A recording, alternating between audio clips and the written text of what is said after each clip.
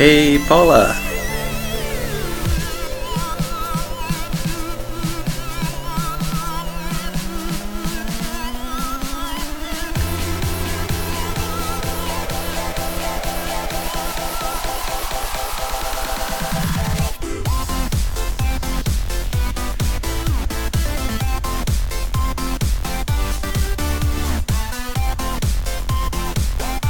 I think the stream has a fair bit of delay, so there's like a 1 minute delay. We'll just leave it for we'll probably start in about 5-10 minutes.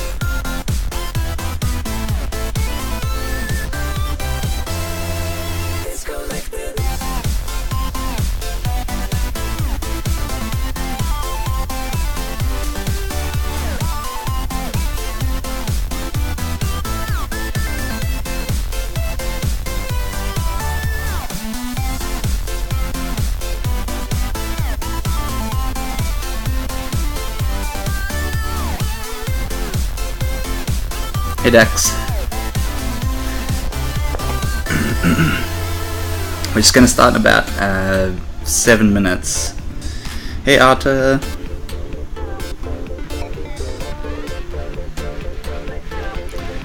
Just giving everyone an opportunity to jump in.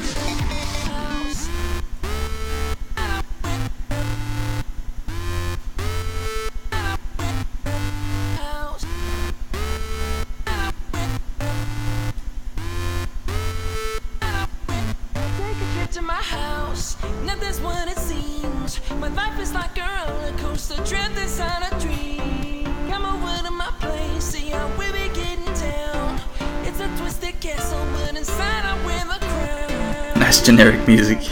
Yeah.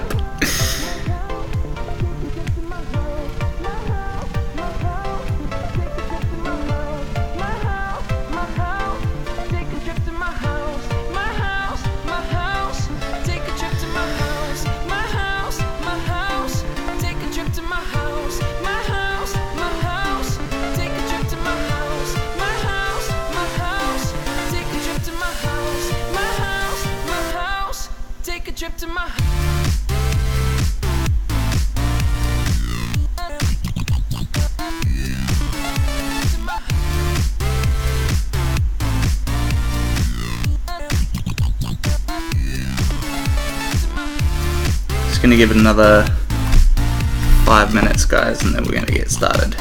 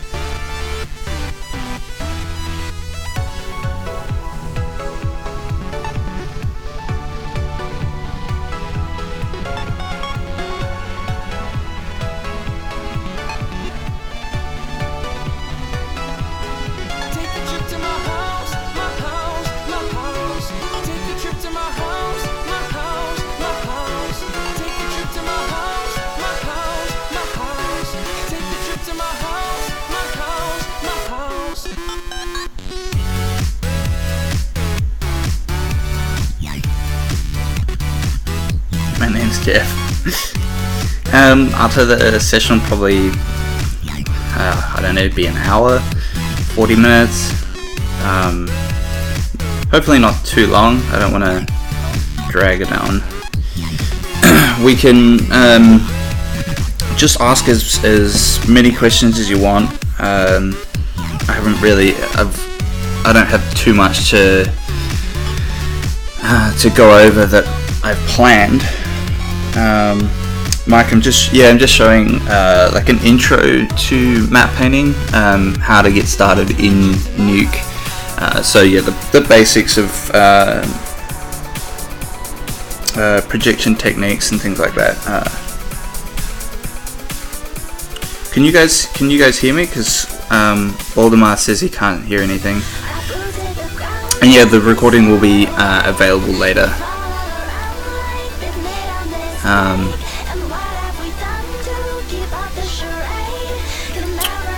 Yeah, so you guys can hear me good. Okay.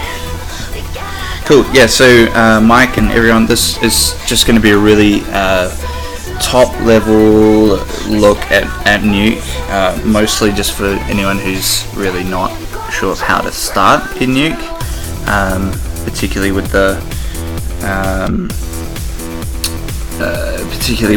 differences between Nuke and other software if you're not used to a node-based workflow, especially when it's node-based image editing. So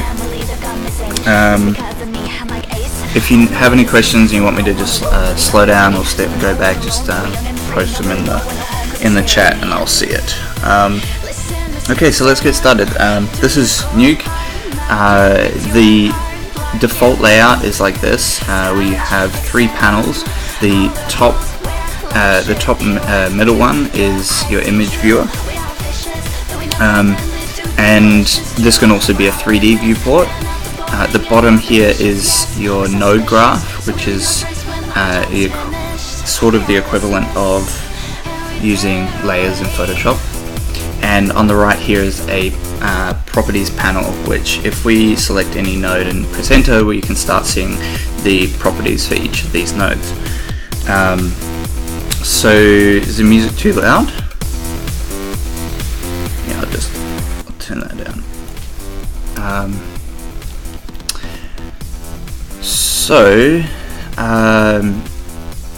Yeah, the basics of the interface is that you're working mostly in your node graph.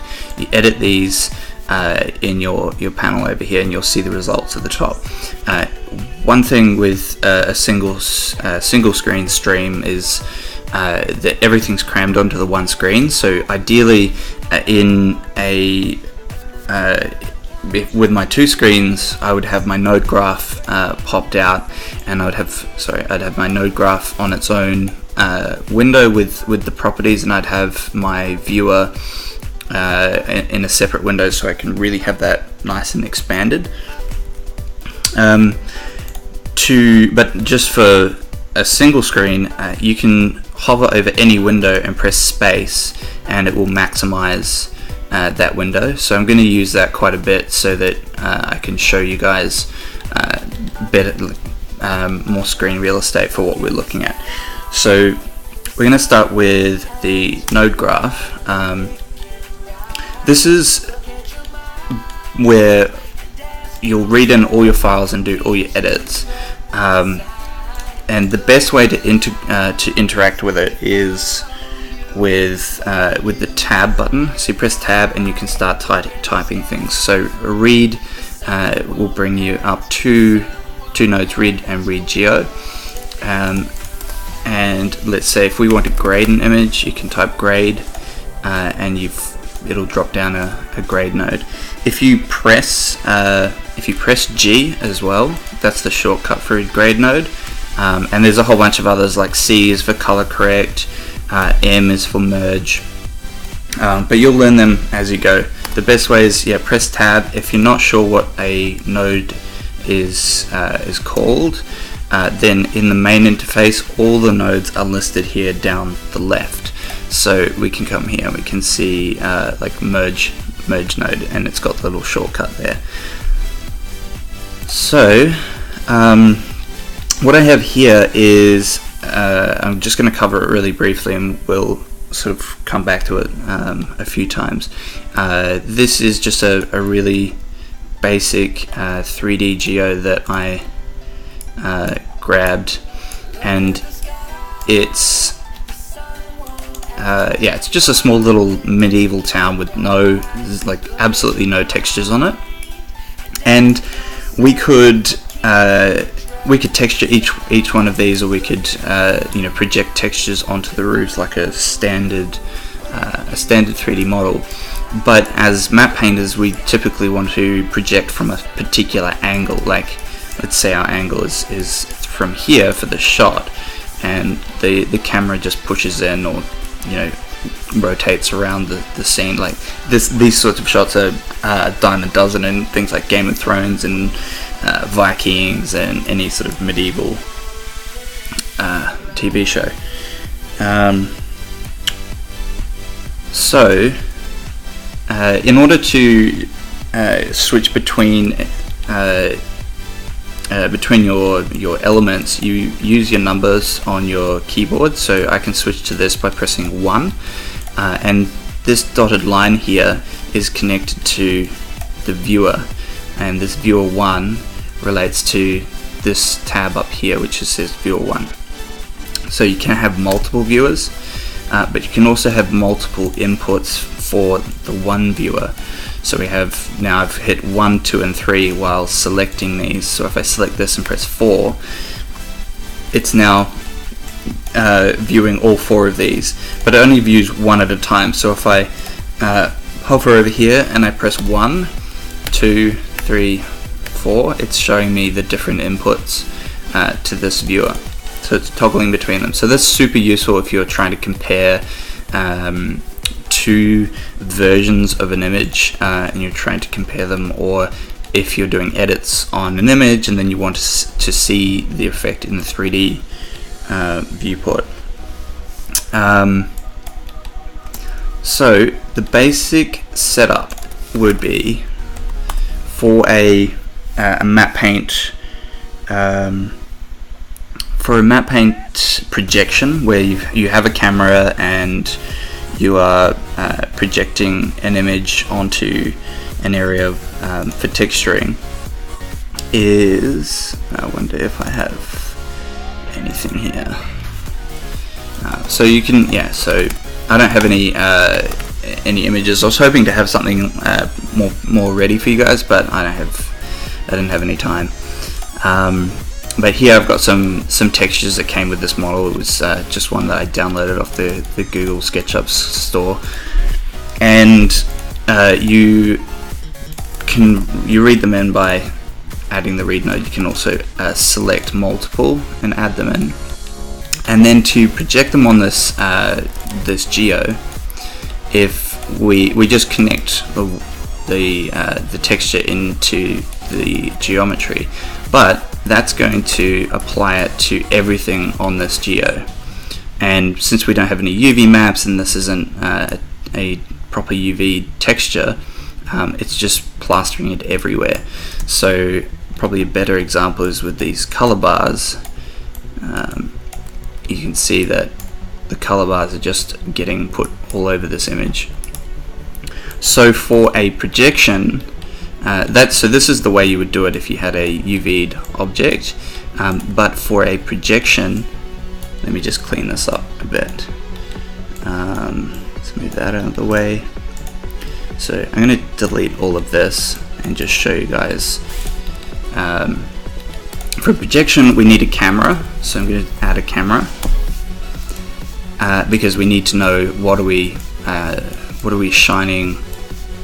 Like how are we projecting this image, and the node that we want for projecting onto geometry is a project 3D node. So this will be the core of your work, of what you use for projections. Plug the image into the unnamed input and the camera into the camera input. Now if you have an animated camera, make sure that you freeze it on the frame that you want it to project from. So say you're projecting on your 15th frame and your 75th frame, so you want to freeze the camera on that frame. Otherwise this camera will animate and will project the image through through various points in 3D space, and it won't look good. So now we've told the software that we want to use this image, project it through this camera, which is what this node is doing, and then onto this geometry. So now if we have a look at our image, we have a different result, but it doesn't look right. And the reason is because our camera is still not in the correct position. Now in a studio situation, this would all be taken care of, or you would prepare this in advance. So what I'm doing is just positioning this now to be in the position that, say, we discussed before, where we had this this view here from this angle. So I've positioned our camera, and you can see here that it's literally like a torch shining the colors down onto our town. Now if I switch off this red icon, which is the lighting, this is like a GI lighting in the viewport, you can see now that that's perfectly projecting onto the model, our color bars. And so what we probably want to do is change the focal length of our camera so that we encompass more of this image. So if we select our camera and you press enter, it pops up our camera properties on the right here. So first we want to go to projection, and we can change our focal length, and if we change this to say 18 and go back to our viewport, we can see that we're covering more of our model. So let's just position that here.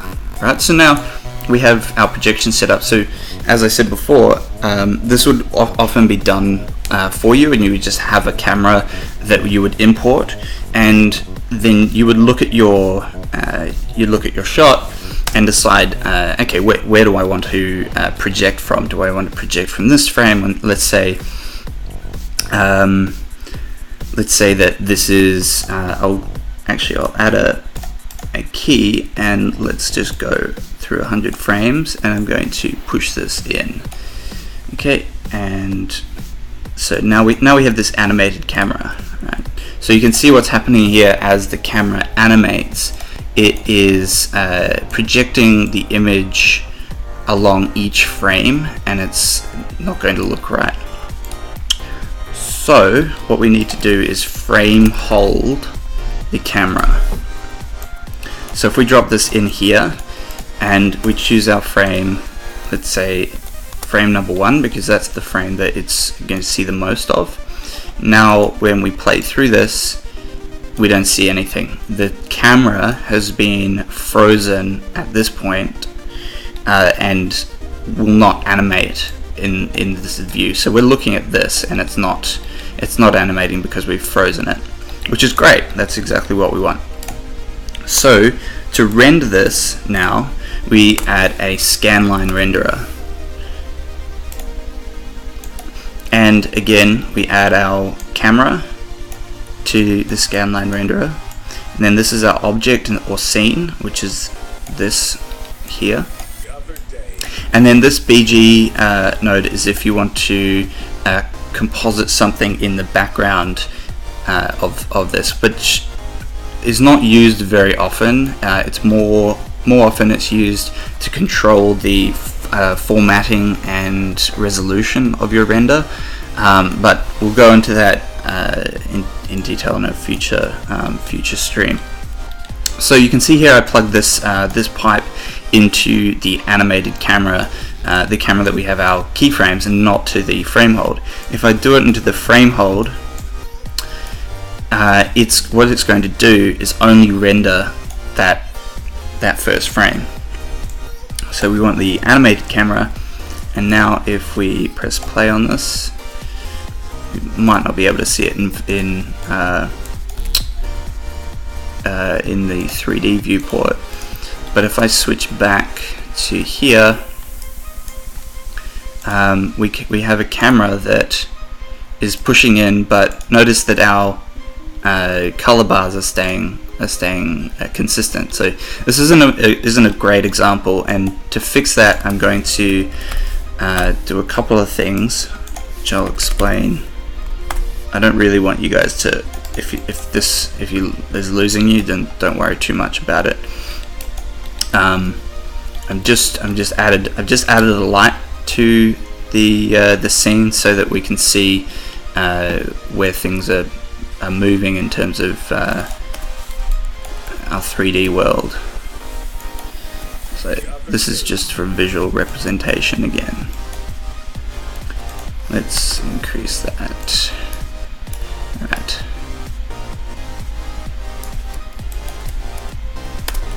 Okay, so now if we play through this, we should see our camera animate.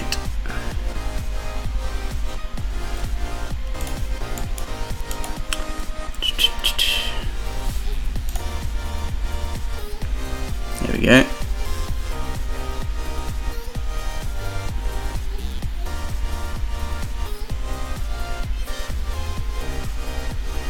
So I won't wait for that to buffer, but you can see now our camera is animating down towards the town, and we're not moving the projection. So you can imagine, I know this isn't a very artistic example, but you can imagine if this was a projection that you painted, you would see everything sticking to your geo.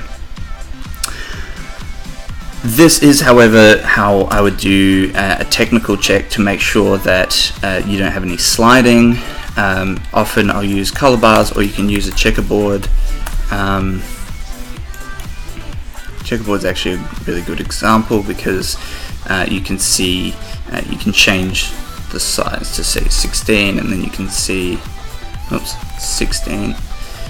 You can see any warping and distorting that goes on, like here, which you would see if there was an overlap and we were seeing extra detail. You would also see stretching, so let's have a look at our 3D view.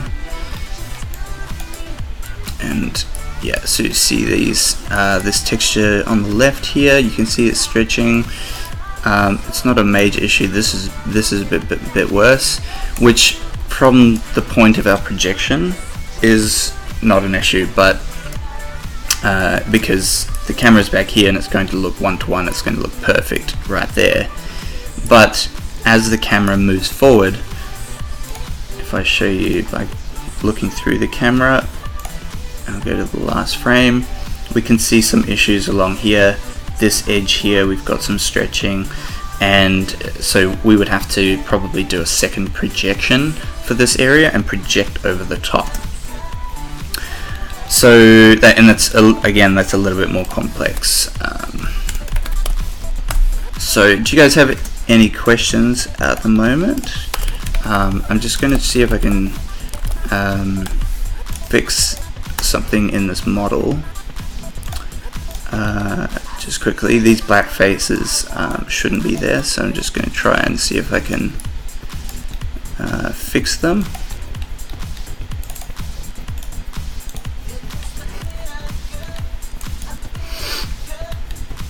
I think there's something to do with the actual model.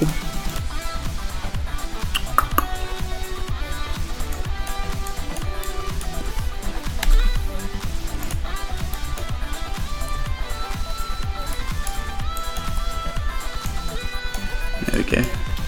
Maybe it's just our light source. If I duplicate our light source. So a scene node is an area where you can have multiple scenes. So let's say I have, well actually just look here, I have another scene right here, but we're not seeing that in our 3D viewport at the moment because I'm viewing only the output of this image, and I also only have these properties open, which I'm just going to change that to 3. So we can flick to this scene and see the output of this scene instead. which allows you to create sort of modular. Yeah, that's a good point, Mike. There you go. Yeah, thanks, Mike. That was good. So yeah, in this model we have some back faces. The model has left the ground facing down, so I was going to duplicate our light to fix that and put that underneath, which will just light the bottom faces. And then if we change this to both, we should be able to see everything. Yeah, there we go. Right, so if we had this model, the next thing we want to do is render this out to Photoshop to work on. So in order to do that, what we'll do is we'll just double check that we have our, by pressing tab, by the way, on this with your cursor in this viewer, you can switch between 2D and 3D views. So that's how I'm just flicking back to the 2D view, press F to fill the screen with the image, and we can see here is our first frame projection of our checkerboard on the town. So if we change this back to color bars, we might be able to see a bit more. Not really.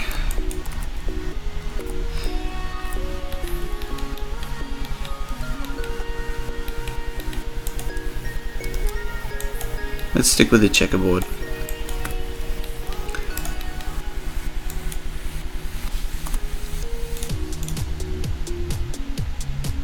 So what we might do is we'll render this out, and I'll open it up in Photoshop and paint something on it. So press tab, type right. So that's what that's the node that you want to remember is write and read. And in our write node, we want to select RGBA because we want the alpha for this, which by the way you can press A to view the alpha, which at the moment is black, and it probably shouldn't be. That'll be possibly to do with this. Yep. So our checkerboard image has a black alpha.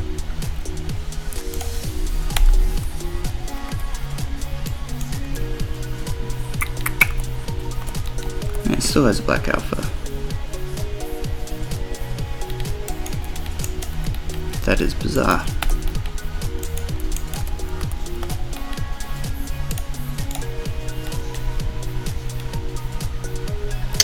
Yes, is it possible to render geometry lines to have them available in Photoshop? It is. You can also render them for everything in your scene if you have multiple objects or just singulars. So here, like if I add a cube, I could have both of these. And the way you do that is in each geo node, there is a render option over here, and you've got render textured. And if you change that, you can go to wireframe, solid wireframe, textured, and wireframe. So if we go textured and wireframe and view our output, we have now our edges of the object. So let's try solid and wireframe. That's actually that's a way better example actually of a textured option for us. So now we have our wireframe as well, which will allow us to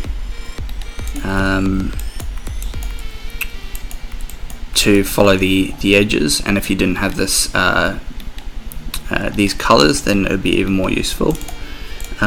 You can also, in a scene view, you can override any inputs, anything that's come from above. You can change them, so you can sort of have this concatenation where you might want something not. You might just want to override everything, for instance, in a scene node, just for a temporary solution. So let's go solid as wireframe, and let's write this out. I'm going to choose here. I'm going to go. Let's go wireframe. Actually, we'll go .exr.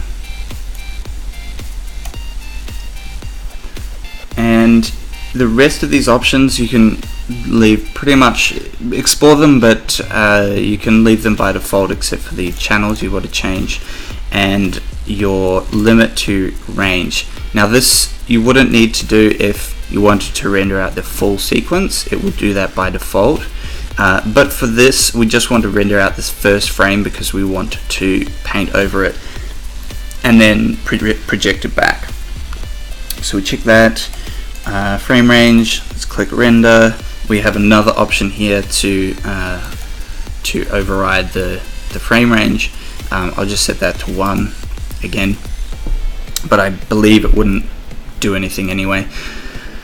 So we have our wireframe EXR, and I'm just going to read that image straight back into Nuke instead of taking it to Photoshop. There's no reason for me to take it to Photoshop because I can just show you guys the technical example. So I've read that back in by adding the read node, and let's have a look at it. It looks exactly like our output, which is great. The only issue is it didn't quite manage to see why our alpha is black.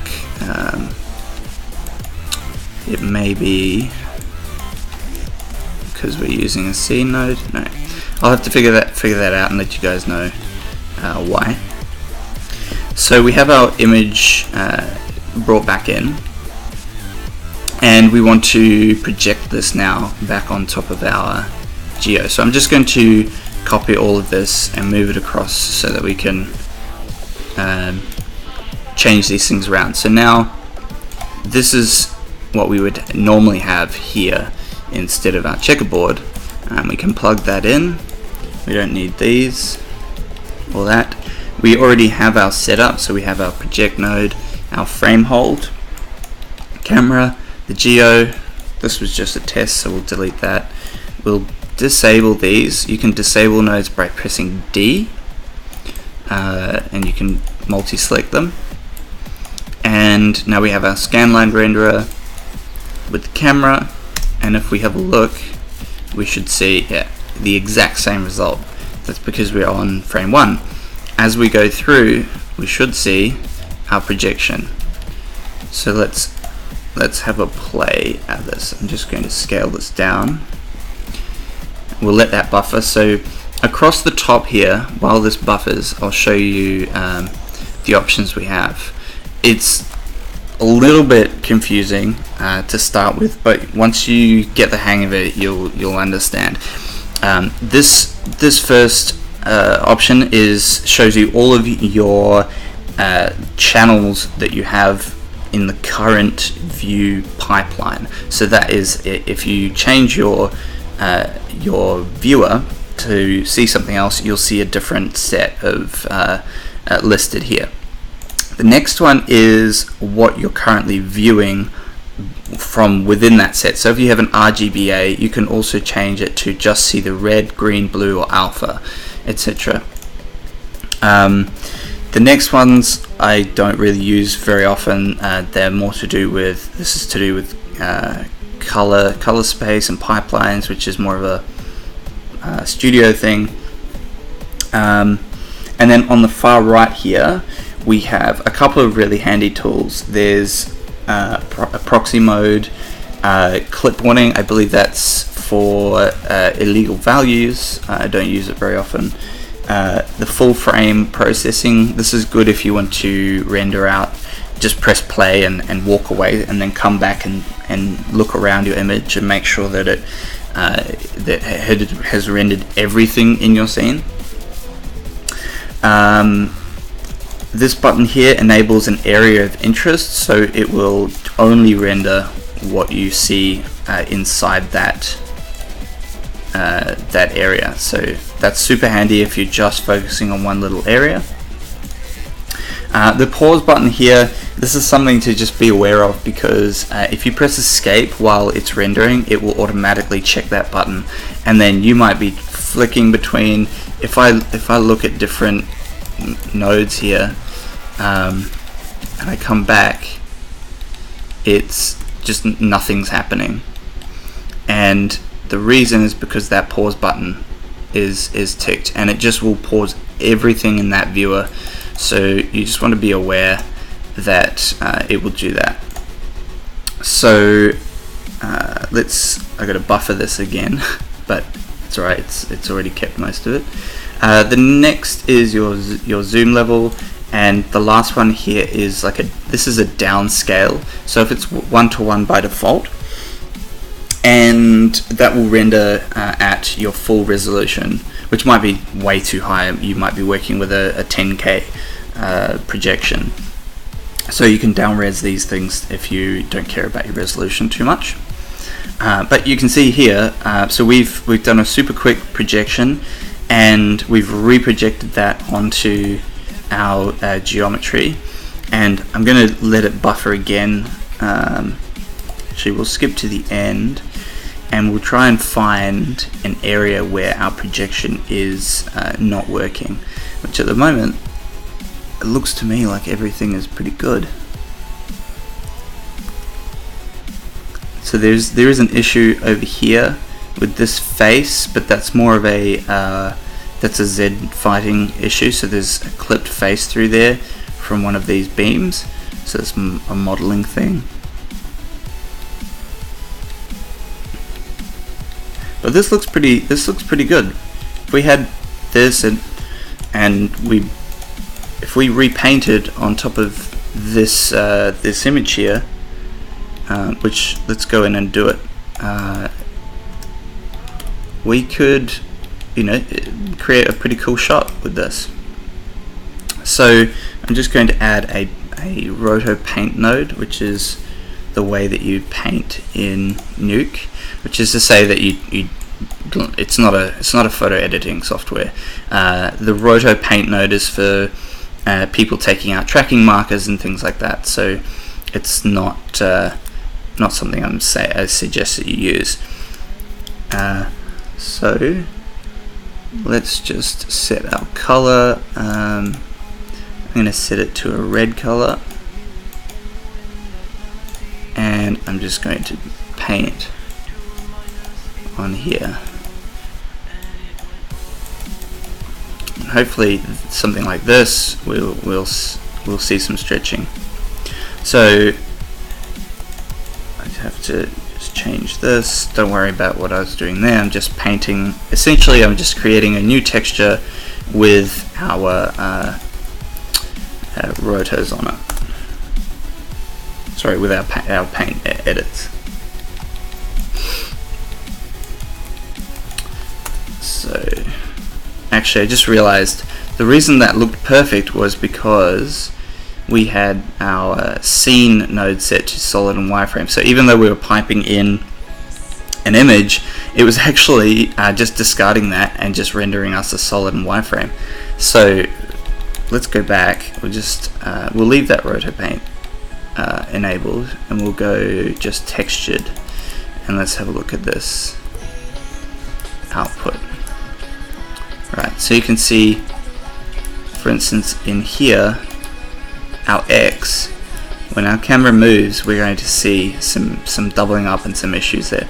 So I suspect what we're going to see is much more issues than what we had before. So we'll let that buffer. Miguel's asked, what's happening with the areas that are behind the foreground houses? Are you talking about this black area in here, Miguel? If so, then that is because the model has some flipped faces, so they are facing backwards. So I can fix that by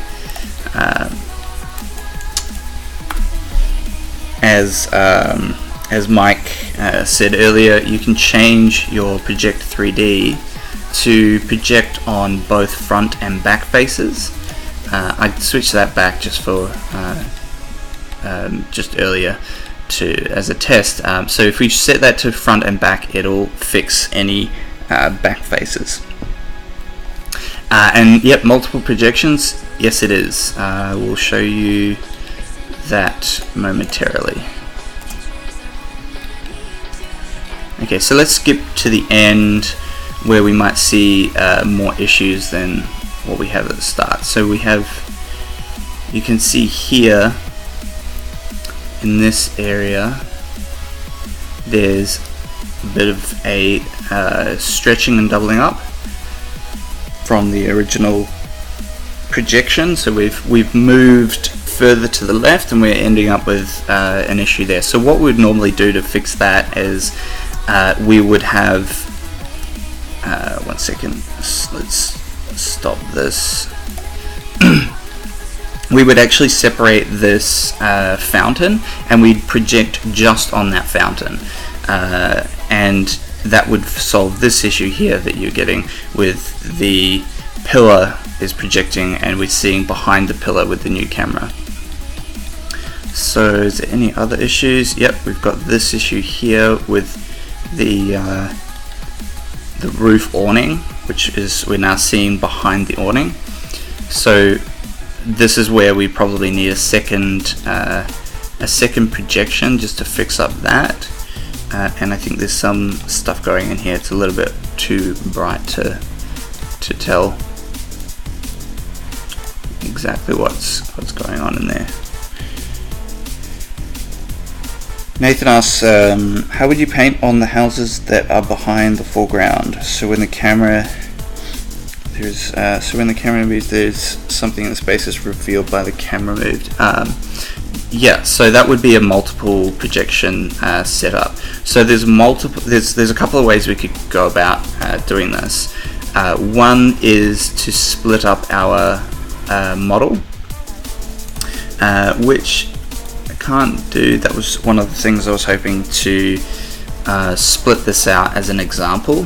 But let's just have a look at our model.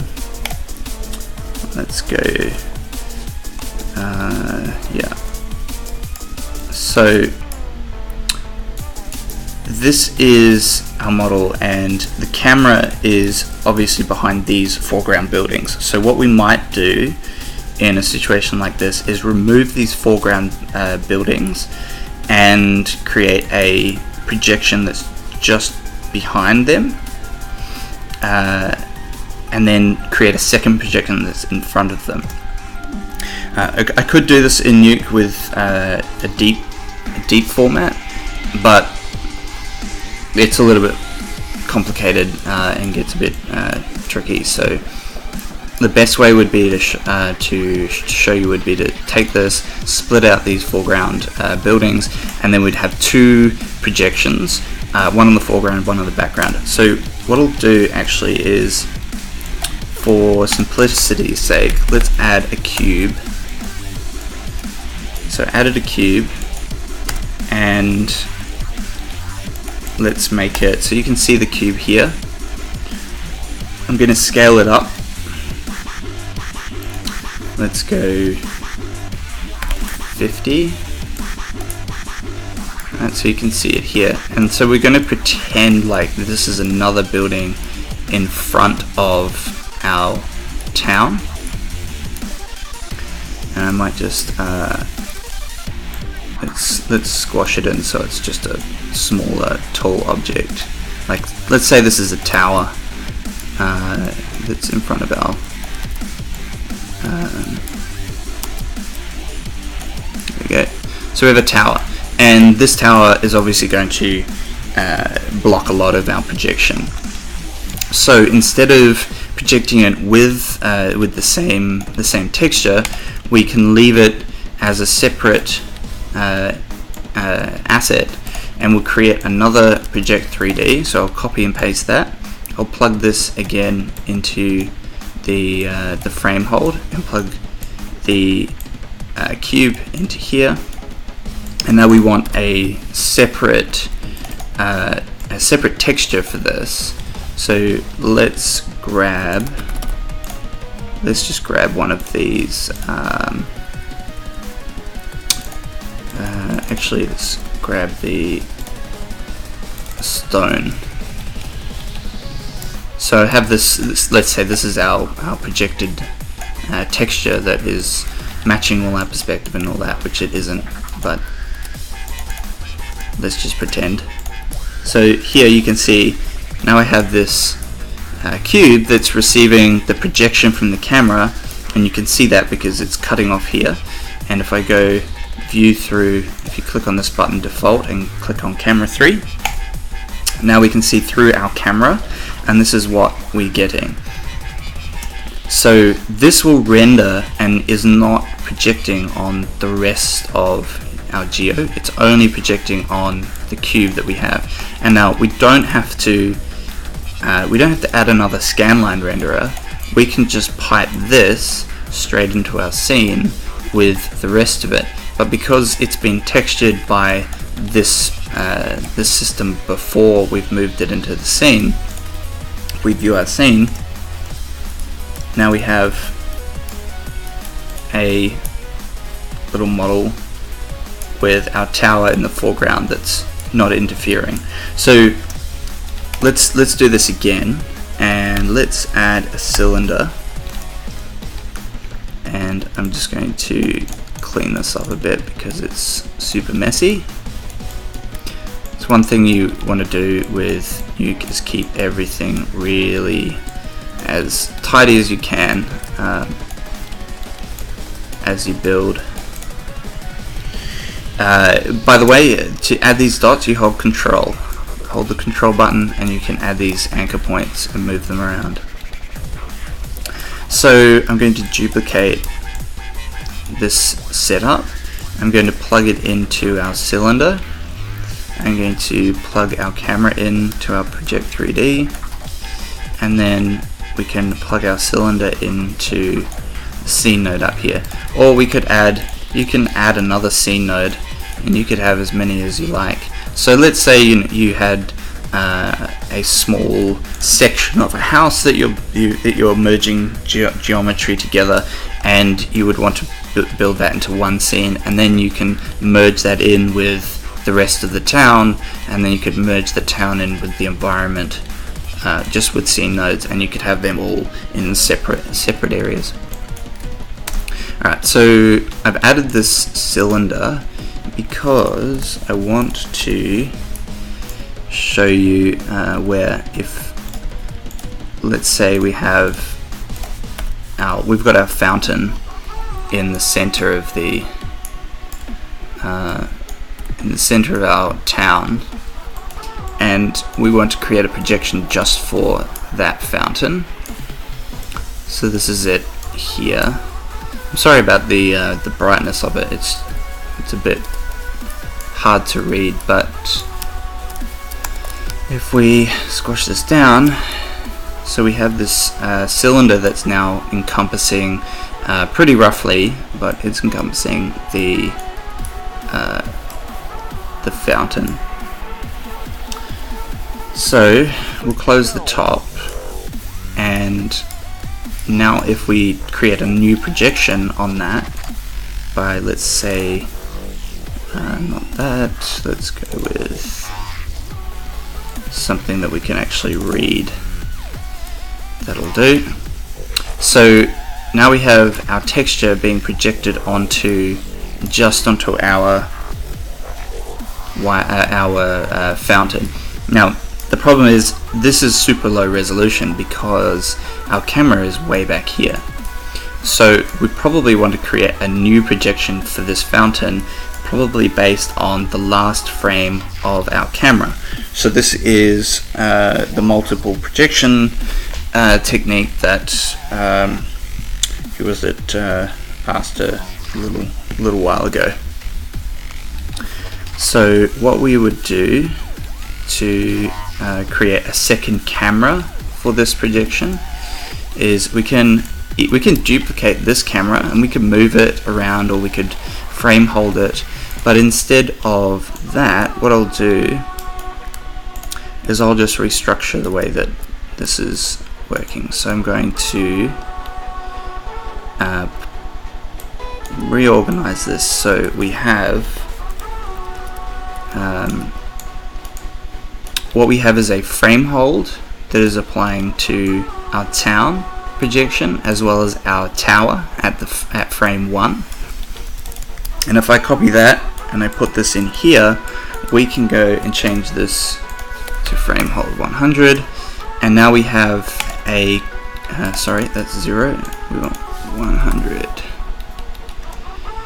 So now we have this projection occurring at frame 100, and it's merging in with the same scene. So what does that look like? Let's have a look at this. So if we view the cylinder, we can see our camera projection here at 100. If I move this back, you can see as I slide this through the keyframes, it's showing me where the camera projection is taking place from. And you can also see in the fountain the way that the resolution is changing. It's not a great example because the viewport is already limited, but this then merges into our main scene, and now we have 2 frame held cameras. If I show you, try and get this camera up at frame 100.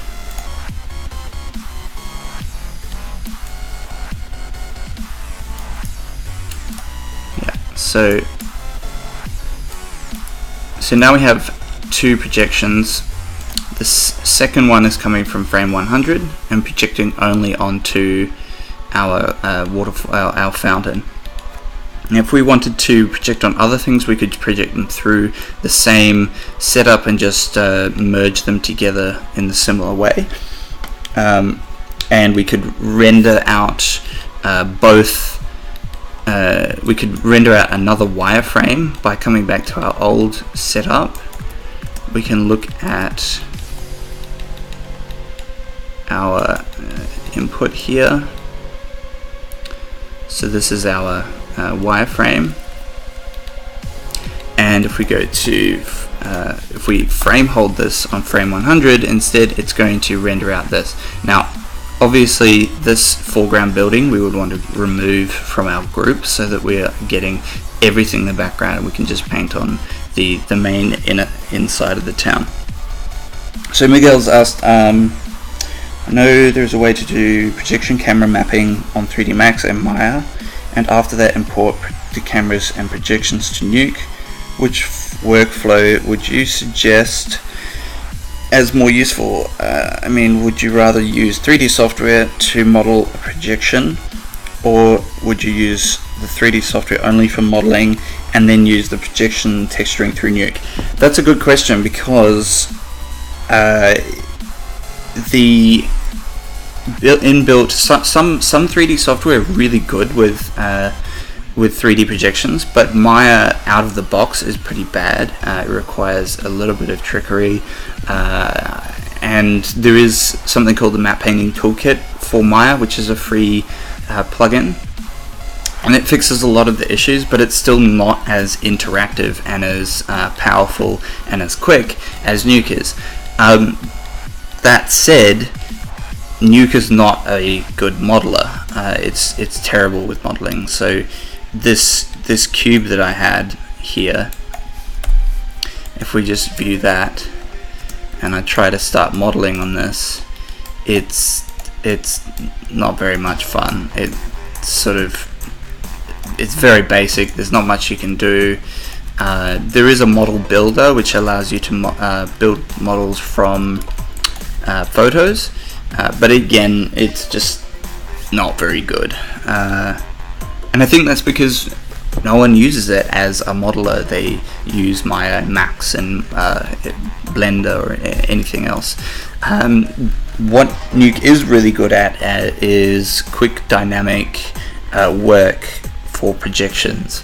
If we were to say change the position of this camera, I can do that without, let's say this camera is locked off by the client and you don't want to change the position of the camera itself by coming into the camera properties. So what you can do is, I believe there's two ways you can do this. Yeah, you can't do it with a transform geo. So for cameras you can add an axis. So what this tells it is this moves the origin of the camera to a different location. So if we just view this, our camera, actually let's add this. So this is our camera here in our 3D world, and it's sitting sort of offset from the center, and it's out here looking at our town, which is that. And our axis comes in, and our axis is coming in on the center of the world. You can see it just up there. So if I then, because I have that axis plugged into our camera, I can, just give me a second. Okay, I can move this axis and forget about the projection. Let's, because I'm affecting our projection at the same time, which I just want to show you an example of what it does. Okay, so now if I move our axis, you can see that our camera, which I've duplicated, this is our projection camera and this is just a duplicate. Our camera is moving with our axis, and if I rotate it, it's going to rotate it as well. So this way you can really quickly manipulate the camera and create multiple versions of it without actually editing your camera. And if your camera gets updated by another department, then you can still have that camera in place. So I think what I'm saying is, for modeling, I would stick with whatever you can model the best in, and whether that's Maya, Blender, Max, and then bring whatever models you have, separate them into your major depths. So you would have your foreground buildings, your middle ground, your background, and also if you have any objects that you know, for instance, are going to cause issues, like this fountain here. It may be part of the middle ground area group, but we know that our camera moves past it in such a way that we're going to see some duplication at the back here. So I would group that separately as well. There is a way, you don't have to export multiple versions, multiple OBJs. You can, I think in the FBX file, let's have a look, and there's also the ABC Alembic files, you can do this. You have a node name. I believe this is just your groups. I'm not personally much of a modeler, so that's why I've just grabbed one from the net, but this only has one group. And if you save your file with multiple groups, then you can just come in here, duplicate your file, and then change the group that it's using, and then use your projection that way.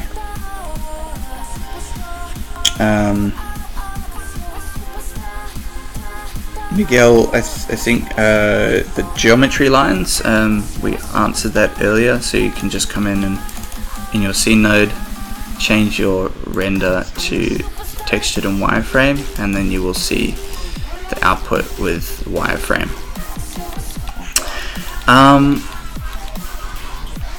So I think that covers most of projection setups. I'm probably going to think of a zillion things I should be mentioning to you guys after we finish the stream, but now's the chance. If you have any questions, just fire them away while I have a think about what else I can tell you guys. I mean, there's a lot of various things I can show you. Like if we just take a step back and we think about just introduction to Nuke, a couple of things I really recommend you do is come into your preferences, and in your node graph there's a few things to change here. First is your snap threshold. It will be set to 7. You want to change it to 21 or just something higher than 20, and what this does is allows you to snap these to right angles a lot easier within 21 pixels rather than 7. The next one is this up arrow here. I want you to change that to red by clicking on it, and what that will do is anytime you have a pipe that is going up, it's going to change it to red. So it will grade it as well, so it's partially red. But what that helps you understand is that because some Nuke artists have horrific graphs, and they're extremely difficult to navigate. So at least if you see a red pipe, you know that they've gone up, which Nuke is always, you always work in Nuke downwards, and try and keep everything in a singular flow. So you have this main pipe that has everything coming down through it, and you're merging things and you're adding things in at this point. Don't have things like this, because that's just going to cause major headaches for some people. Basic grading. Okay, image grading. Oh, I don't actually have anything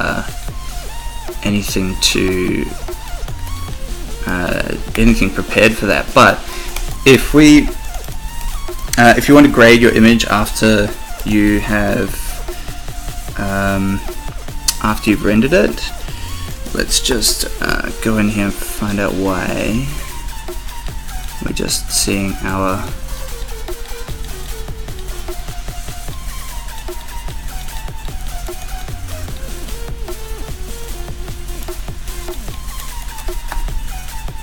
not sure why this, maybe that's the reason. There we go. Okay, so let's go and let's leave that cube in there actually, and I'll show you how to separate this cube out so that we can render on that. And there's 101 different ways you can do this.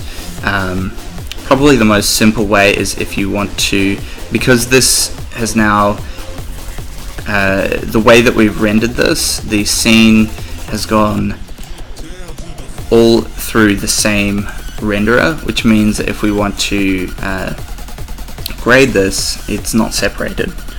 So one way would be to unplug it. We create a new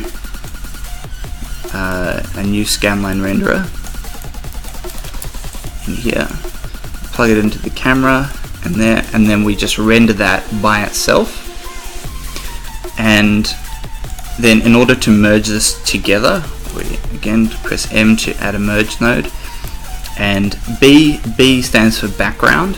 So it's always you always want to plug the B into your main input, and anything you want to put over into the A.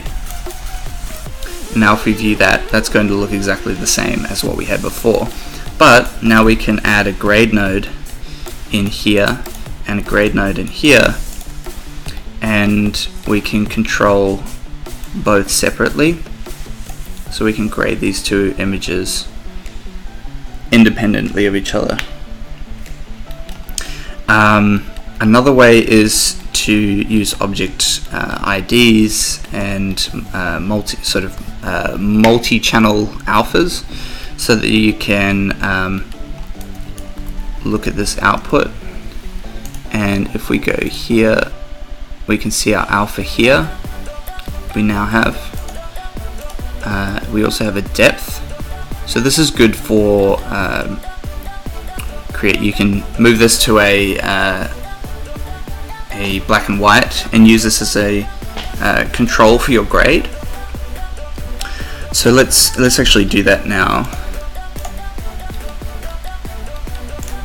So if we go, we'll delete these and let's just work with this image here and our grade. So we have our grade, and what we want to do is we want to add a shuffle. And what a shuffle does is it moves values from one channel to another. So in this case, we want to move our depth, which was this. So our depth channel, is coming down here to the shuffle, and we want to move it to a different channel on the output. So this is our matrix, which looks really complicated, but for the most part, all you need to do is you want to select the channel that you want to change, which is our depth, and then you want to select where you want it to go. So in this case, RGBA is what we want, and we're happy with the Z going to just all the channels, which will just create a black to white image. Hey Quentin. So if we come back here and we go to this, so now we have our depth channel in our RGBA, and we have our values. So we want to first change the values of our Z depth so that our white point is white. So we can crank this white point down, and then our furthest away values, we probably want to make them blacker. So we increase our black point. Now there's a trick with this, because Nuke will use illegal values. So see here how this is pure white to our screen, but if you look down at these red numbers, so the red, green and blue, see how they say 3.6 across the RGB? That means that they're 3.6 above 1. So 1 is the max that we normally get, and this is at 3.6. If I select that and if I move our white point, you'll see this adjust. So that's the sample for that area. So what we can do is to get the white value, to make this actually white at 1, we can come in here and click on this button, which gives us a color picker, and we can come in, hold Control, and if you click, it's going to select that as your white point. Right, so that should, except that we've changed our black point, so I believe that. We need to first disable. You first need to disable the node, otherwise it will start sampling its own adjustment and it will go just all over the place. So we want to do that again. We'll click here, and it's picked the color, but now we need to uncheck that and re-enable the grade. And now if we hover over this area, we can see here in these values that our values are pretty much close to 1, which means that we're not going above 1, so we're not going to affect too much, and we're not going below. And we're not clamping any values. Same thing with the background. We want to check the farthest point, disable our grade, click this button, hold Control, and we'll just click on that little edge. We'll turn that off, and now when we have a look at it, we have this graded Z depth image. So now we can plug this into this little arrow here. Chevron is the mask, and a lot of nodes will have this mask. They just don't show it on everything. So now that we've plugged our graded Z depth into our actual grade, this is going to take that mask and apply whatever grade it is applying to our image based on this mask. So let's grab this. So this is our grade node, and if I gain this, oops,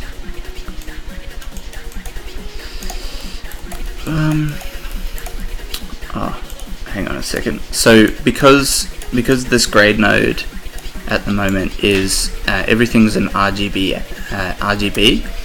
and we haven't affected the alpha of our RGB, because by default grade nodes don't, they just do the RGB. So we want to change this to RGBA so that this output has the same value in our alpha. So now when we look at our grade node and we crank this around, you can see what's going on here. So we're not affecting these back values as much, but we're affecting the front.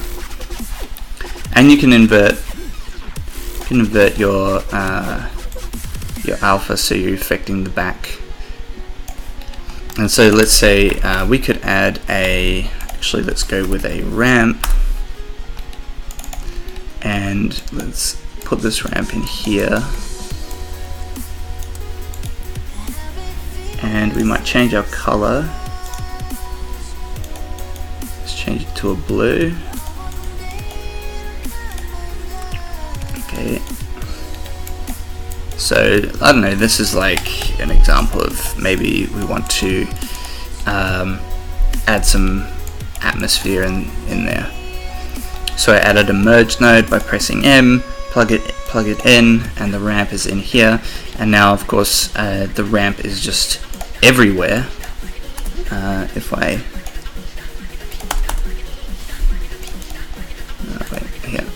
I move this down, it's affecting the entire image. So if we plug this mask into our grade, we can now see that it's masking and only affecting the areas that the grade has told it to. So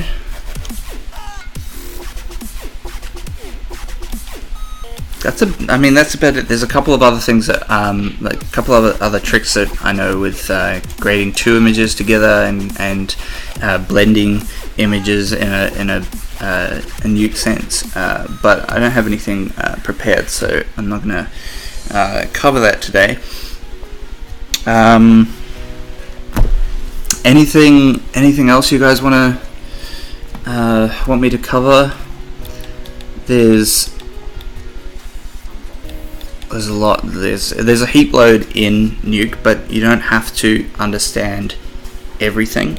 Just I would make the suggestion that you think about it as a really simple sort of compositor of layers. So you have your image, you can grade it several times, you can transform, you can then merge another image, like let's say these are two different images, and you can layer things up like this is for as long as you want to.